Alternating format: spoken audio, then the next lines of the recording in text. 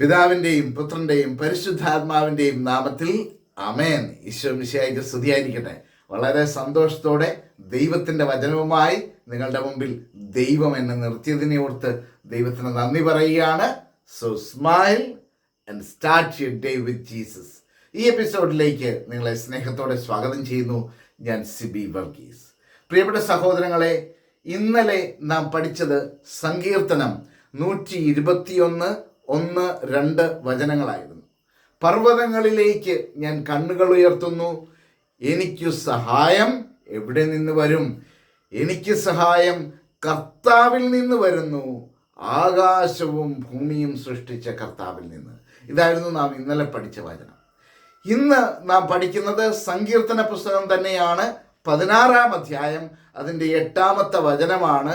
വളരെ സുന്ദരമായ കർത്താവിൻ്റെ കരം പിടി. ഇന്നലെ നാം കണ്ട വചനം, എനിക്ക് സഹായം കർത്താവിൽ നിന്ന് വരുന്നു, വേറെ ആരിൽ നിന്നുമല്ല നമ്മെ സഹായിക്കുന്നത്.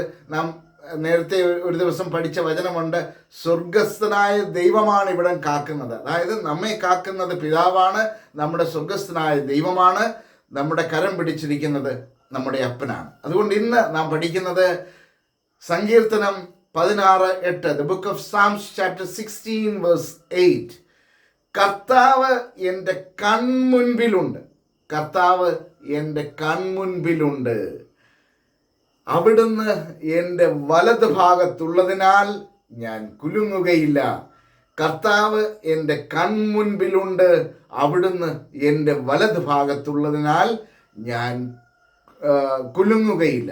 I keep the Lord always before me. I keep the Lord always before me. Because he is at my right hand, I shall not be moved. I shall not be moved. He is at my right hand. അതാണ് കർത്താവ് എൻ്റെ കൺമുൻപിലുണ്ട്. Always ഞാൻ ആ കർത്താവിനെയാണ് സ്നേഹിക്കുന്നത്, ആ കർത്താവിനെയാണ് ചേർത്ത് പിടിക്കുന്നത്, ഞാൻ കർത്താവിനോട് ചേർന്നിരിക്കാൻ ആഗ്രഹിക്കുന്നത്. ഇതായിരിക്കണം നമ്മുടെ ലക്ഷ്യം.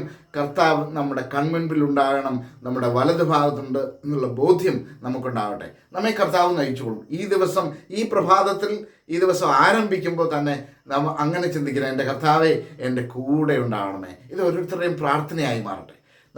നമ്മുടെ കരം അവിടുന്ന് പിടിക്കും. ഒരപ്പൻ തൻ്റെ കുഞ്ഞിൻ്റെ കരം പിടിച്ചിരിക്കുന്നത് പോലെ കർത്താവ് നമ്മുടെ കരം പിടിക്കും.